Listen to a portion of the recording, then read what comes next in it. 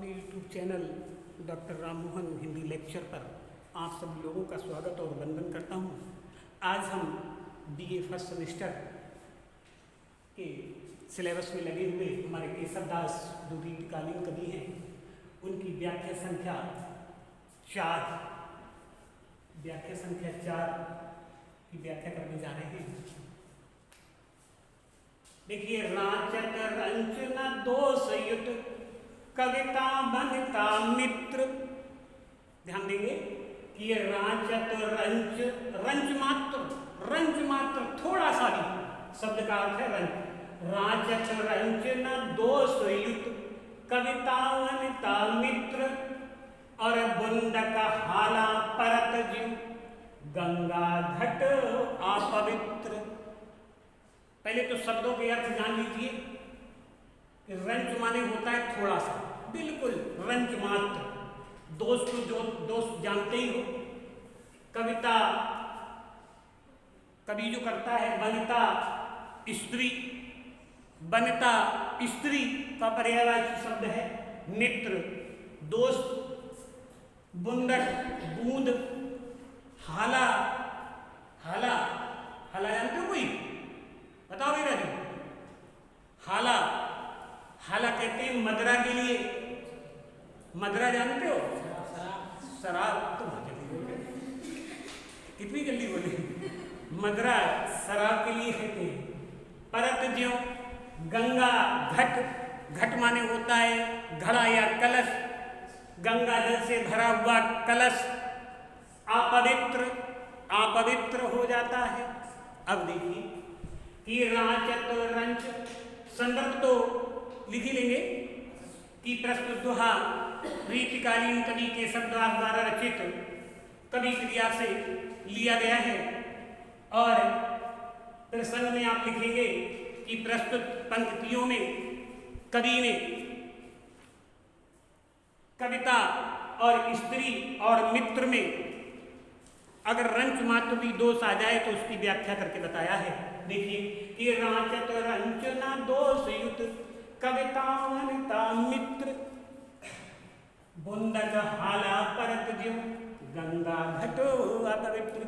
कवि कहता है, आपको ऐसे लिखना है कि कवि कहता है या केशवदास जी लिखते हैं या कहते हैं कि राचत रंचना दोष युत, कि यदि कविता जो कवि कविता करता है और स्त्री और मित्र में अगर रंच मात्र भी थोड़ा सा भी अगर दोष हो, अगर थोड़ा सा भी दोष हो तो वो अच्छे नहीं लगते।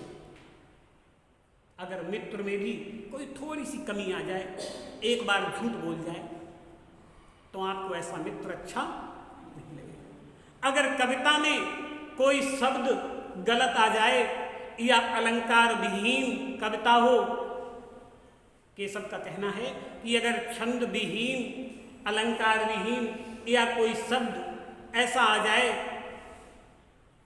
जो तुक और मिलान ठीक ना हो तो वैसी कविता अच्छी नहीं लगती।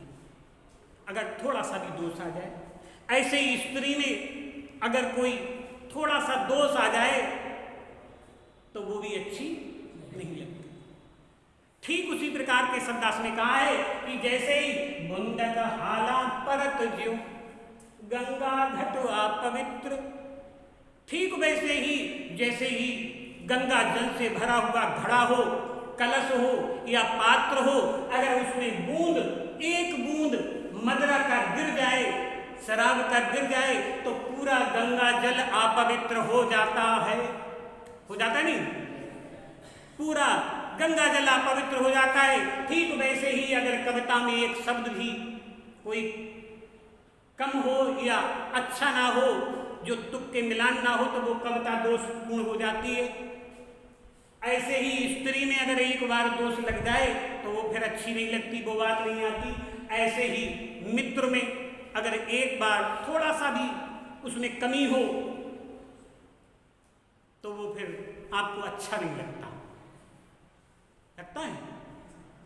एक जगह कबीरदास ने भी कहा है, भाव सामने में आप देख सकते हैं कि रहीम दास ने कहा है, रहीमदास ने कहा है कि रहे मन धागा प्रेम का और मत तोड़े चटकाए, और टूटे से फिर ना जुड़े और जुड़े गांठ पर जाए। ये बात कही नहीं कही, ये भाव सामने आप लिख सकते हैं कि रहीमदास ने ये कहा है, वैसे ही हमारी केशवदास ने कहा है। अगर एक बार दोष लग जाए इन तीनों में तो फिर वो अच्छे नहीं लगते। लिख देंगे, दोहा समझ में आ गया। एक एक अगर आप ढंग से पढ़ेंगे तो एक एक शब्द आपको बोलता हुआ नजर आएगा, खुद उत्तर देता होगा, खुद बोलता होगा, खुद अर्थ बताता होगा। अब आप देख लीजिए, विशेष में भाषा, छंद लिखो, दोहा और अलंकार हो ये श्लेष,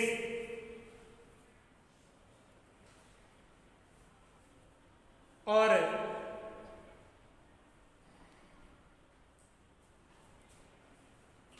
अगर और भी लिखना चाहें तो एक नंबर और डालकर विशेष में लिख लेंगे कि दोष की तुलना शराब से की गई है। दोष की तुलना शराब से की गई है, लिख लो।